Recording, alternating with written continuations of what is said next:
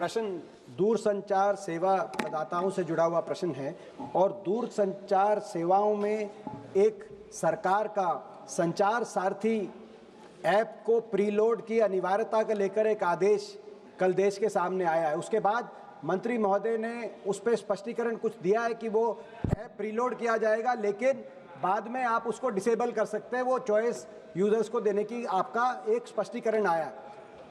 लेकिन क्योंकि मैं स्वयं कंप्यूटर साइंस बैकग्राउंड से, मैं सॉफ्टवेयर इंजीनियर के बैकग्राउंड से हूं, जब सिस्टम के अंदर प्रीलोड की रिक्वायरमेंट होगी तो डिसेबल करने के बाद भी सारे फीचर्स डिसेबल होंगे कि नहीं होंगे, किसी यूजर्स को ये बात पता नहीं चलेगी।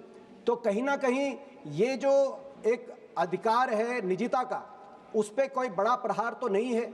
कहीं ये जो स्नूपिंग के प्रश्न उठ रहे हैं पूरे देश में, इसको लेकर सिविल राइट्स एक्टिविस्ट से, कंप्यूटर साइंस एक्सपर्ट से, उनको लेकर मंत्री महोदय क्या कुछ कहना चाहेंगे?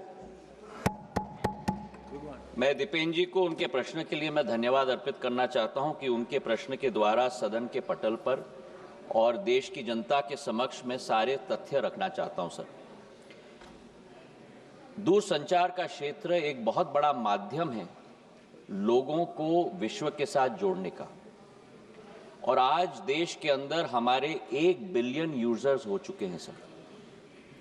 लेकिन जहां सकारात्मक उपयोग भी किया जाता है, ऐसे कई तत्व हैं जो इसका नकारात्मक उपयोग भी करते हैं, और सरकार का दायित्व होता है कि देश की जनता और हर नागरिक को उस नकारात्मक प्रयोगों से हम लोग और तत्वों के से हम लोग जोड़ पाएं और सुरक्षित रख पाएं। इसी सोच के साथ संचार साथी पोर्टल की हमने शुरुआत की थी सर 2023 में, और संचार साथी ऐप का प्रयोग हमने 2025 में हम लोग ने शुरुआत किया। अब संचार साथी क्या है? संचार साथी एक ऐसा ऐप है जिसके आधार पर, जन भागीदारी के आधार पर, आज देश की एक एक जनता और नागरिक अपने आप को सुरक्षित रख सकता है फ्रॉड से, स्टोलन मोबाइल से, अपने स्टोलन मोबाइल को रिकॉर्ड कर सकता है, रिपोर्ट कर सकता है। और 20 करोड़ हिट सर हमारे पोर्टल पे हुए हैं, करीब 1.5 करोड़ ऐप डाउनलोड हुए, और इसी के आधार पर जन भागीदारी, इसकी सफलता, सॉफ्टवेयर तो हमने बनाई है सरकार ने, पर इसकी सफलता का श्रेय अगर किसी को जाता है तो जनता को जाता है सर, क्योंकि उनके उपयोग के आधार पर ही हम लोग सफल हो पाए। और आज मैं रिकॉर्ड पे रखना चाहता हूं कि इस ऐप और पोर्टल के आधार पर 1.5 करोड़ मोबाइल कनेक्शन देश के अंदर डिस्कनेक्ट हुए हैं जो फ्रॉडुलेंट हैं, क्योंकि जनता ने रिपोर्ट किया है।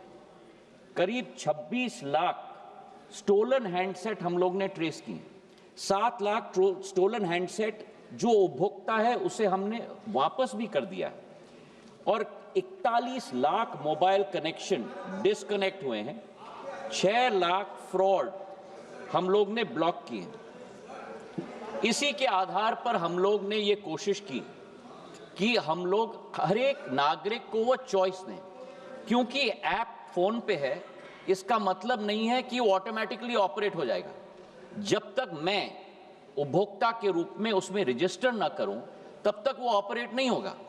और मैं उपभोक्ता के आधार पर, जैसे मेरे फोन पर सर ढेर सारे ऐप्स होते हैं, मैं उस ऐप को भी दबा के मैं डिलीट कर सकता हूं।